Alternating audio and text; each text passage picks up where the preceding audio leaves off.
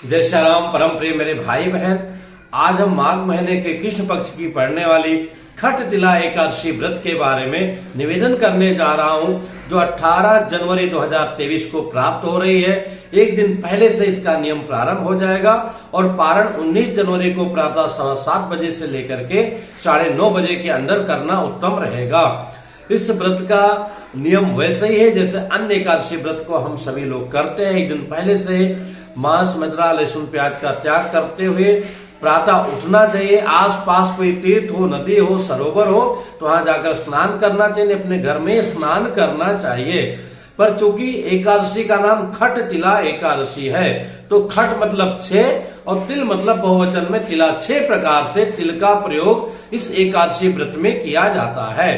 तो जो प्रथम प्रयोग होता है कि भैया तिल का उबटन लगाना, तिल को पीस करके और अपने शरीर में मालिश करवाना। इसके बाद में तिल से स्नान करना। अब तिल से स्नान कैसे करेंगे? तो आज रात्रि में ही तिल को एक बर्तन में भिगो दीजिए और प्रातः जो है छान लीजिए छन्नी के द्वारा। सामान्य स्नान करने के बाद 2 बूंद किसी तीर्थ नदी का जल मिला करके उसी से हमें स्नान कर लेना चाहिए। और गंगा जी आज विशेष नदियों में है, सरयू मैया में है, तो वहां भी तिल को ऐसे धो करके एक लोटा में भर के उससे भी स्नान कर सकते हैं। तिल का तेल लगाना है, लगा सकते हैं। इसके साथ में तिल से तर्पण किया जाता है और तिल का हवन किया जाता है। तिल के लड्डू का भगवान को भोग लगा करके दान करना चाहिए और तिल जो है हमें स्वयं में ग्रहण करना चाहिए। अगर आप निर्जला रहते हैं या विशेष नियम है तो कोई बात नहीं है। खाने से ज्यादा आवश्यक है दान करना, विप्रों को खिलाना और गरीब दीन दुखियों को जो है वितरण करना। इस एकादशी का इतना बड़ा महत्व है, जैसे कि मैं बार बार कहता हूं, एकादशी के नियम में चावल, बैगन, मसूर का दाल, कुनरू ये सब भूल करके भी ग्रहण नहीं करना चाहिए।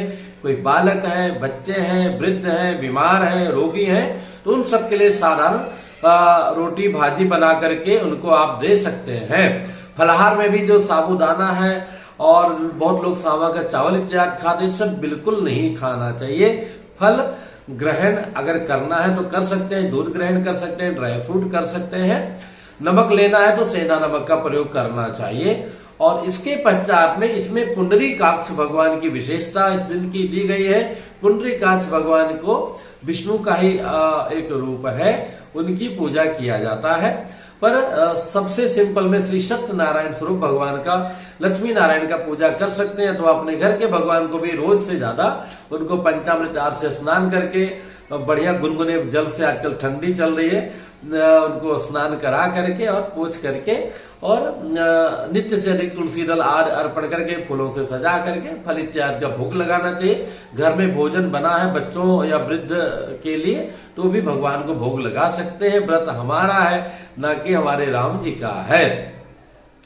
और रात्रि जागरण करना चाहिए और इसकी कथा का बड़ा ही महत्व है। तो युधिष्ठिर जी के पूछने पर भगवान श्री कृष्ण जी ने कहा कि युधिष्ठिर जी जैसे आप मुझसे प्रश्न कर रहे हो, ऐसे एक बार जो है दालभ ऋषि जी ने पुरुष ऋषि जी से पूछा था कि महाराज एक बात बताइए, लोग इतने प्रकार के पाप करते हैं और सबसे बड़ा पाप क्या है? असत्य बोलना, झूठ बोलना, और दूसरे की निंदा करना, ईर्ष्या करना कि अरे मेरे पास तो साइकिल भी नहीं, इनके पास तो गाड़ी आ गई। ये भी हमारे मन में नहीं होना चाहिए। जिसका जो परिश्रम था, परिश्रम बोले तो जिसका जो पुण्य था, पुण्य के लिए जिसने सत्कर्म किया था उसको आज मिल रहा है। जिसने जो बोया था, मतलब जिसने जिस प्रकार से, जैसे बच्चे पढ़ाई करते हैं तो जो जितना परिश्रम किया उसको उतना प्राप्त होता है। तो ऐसे यहाँ पर है, हमें ईर्ष्या नहीं करना चाहिए। ये तो सब साधारण पाप है जो आदमी करता ही रहता है, पर इसका फल जो है असाधारण है, महापातक लगता है। इसके साथ में जो हिंसा है या नाना प्रकार के जितने भी महापाप हैं, तो उनसे लोग कैसे मुक्त हो जाते हैं, ये जो है दालभ ऋषि जी ने पूछा था। तो उन्होंने कहा था कि अगर कोई खट तिला एकादशी का व्रत करता है और लगभग ये जो महापापी लोग हैं, इसका मतलब ये नहीं है कि आप जीवन पर्यंत पाप कीजिए और बाद में जाके खट तिला एकादशी का व्रत कर लीजिए। कर सकते हैं, ऐसा लाभ तो आपको मिलेगा ही, पर एक बार मुक्ति मिल जाएगी, पर पुण्य की वृद्धि नहीं होगी। तो इसलिए अच्छा है भैया कि हमारे पुण्य की वृद्धि हो, उसके लिए जो है हमें बहुत आवश्यक है कि जो है हम थोड़ा पॉज कर दो भैया, मतलब कितना बड़ा भी पाप हो तो उससे मुक्ति हमें मिल जाएगी इस खटतला एकादशी व्रत करने से। यही बात एक बार जो है नारद जी के पूछने पर भगवान श्री विष्णु जी ने कहा था कि नारद जी, खटतला एकादशी व्रत का बहुत बड़ा महत्व है। उन्होंने बताया कि एक वृद्धा थी, बहुत जो है तपस्या करती थी, पर जो है वो कभी दान नहीं करती थी। देखिए, जैसे हम लोग स्कूल में कॉलेज में पढ़ते हैं तो वहां 3 प्रकार की चीजें होती हैं। एक तो हमारा पढ़ाई होता है, फिर लिखाई होता है, फिर बीच बीच में प्रैक्टिकल होता है। तो सब में नंबर आना चाहिए। अगर एक में नंबर कम हो गया तो जय जय सियाराम, फिर वो लाभ हमको नहीं मिल पाएगा। इसका मुझे बहुत ज्यादा अनुभव नहीं है, आप ही लोगों से सुना हो, क्योंकि मेरी तो जय जय सियाराम दीक्षा शिक्षा थोड़ी अलग प्रकार से हुई है। तो ऐसे ही हमें व्रत रहना चाहिए, पर साथ में दान भी करना भी नहीं, दान करना चाहिए, उसी का अंग है। तो वृद्ध माता कभी दान नहीं की। एक बार भगवान को भी दया लग गई कि ये इतनी तपस्या करती है, जरा जाके देखो ये कुछ भी दान कर दे तो इसका सम्यक्तया मैं कल्याण कर दूंगा। एक जो है भिक्षुक के रूप में आए, तो माता ने कहा महाराज कुछ है नहीं, तो उसने उनके कमंडल में मिट्टी का ढेला डाल दिया, मिट्टी का टुकड़ा डाल दिया।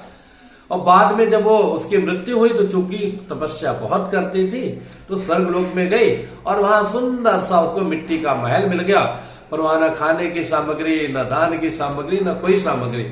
जैसे आपको फ्लाइट का टिकट लेते हैं या स्पेशल राजधानी यात्रा का टिकट लेते हैं, अगर आप उसमें थोड़ा सा भी पैसा ऐड नहीं करते हैं तो जय जय श्री राम फिर खाने पीने वाली चीजें आपको नहीं मिलती हैं। तो ऐसे ही वहां पे वो गई तो सारा तो महल मिल गया, पर कुछ सामग्री नहीं मिली। भाग के आई भगवान विष्णु के पास, नारायण आपने कृपा करके हमको स्वर्ग दिया, इतना सुंदर मिट्टी का ही महल है, पर है तो बहुत प्यारा, पर यहाँ कोई सामग्री ही नहीं है, मैं क्या करूं, मेरा कैसे उद्धार हो। भगवान ने कहा अच्छा परेशान मत हो, तुम अपने महल में जाओ और अभी यहाँ पर देव स्त्रियां आएंगी तुमसे मिलने के लिए। कहीं वो क्यों आएंगी महाराज, कि वो आके देखती हैं कि कौन सी ऐसी पुण्यात्मा थी जो जिसको स्वर्ग में स्थान मिला है और अलग से महल उसके लिए बनाया गया है, तो उस पुण्यात्मा का जरा मैं दर्शन करके आऊं, ऐसा सोच करके देव स्त्रियां मिलने के लिए आपसे आएंगी। तो आप उनसे कहना देवी दरवाजा मैं तभी खोलूंगी जब आप मुझे खटतला एकादशी व्रत की कथा सुना दो। ऐसा ही हुआ। कुछ समय पश्चात देव स्त्रियां आई मिलने के लिए उस वृद्ध माता से, जो वहां पर बिल्कुल युवा बन गई थी। तो उसने यही कहा कि आप लोग मुझे खटतला एकादशी व्रत का कथा सुना दो। उसने कथा सुना, कथा सुनने के प्रभाव से जितनी आवश्यक सामग्री थी उसको वहां पर प्राप्त हो गई। दरवाजा खोला, सबका आशीर्वाद लिया और बाद में खटतला एकादशी का व्रत वो करने लगी और हर प्रकार से स्वर्ग में भी उनको लाभ की प्राप्ति हुई। तो मेरे भाई बहन, बहुत ही छोटा देखने में व्रत है लेकिन अत्यंत कल्याणकारी है, इसको कीजिए। पुनः मिलूंगा एक नई जानकारी के साथ में, और आगे मैं वीडियो 1-2 वीडियो तो भी अर्पित कर देता हूं, बाकी वीडियो कुछ अंतराल पर ही मिलेगा, उसकी चर्चा मैं बाद में करूंगा। जय श्री राम।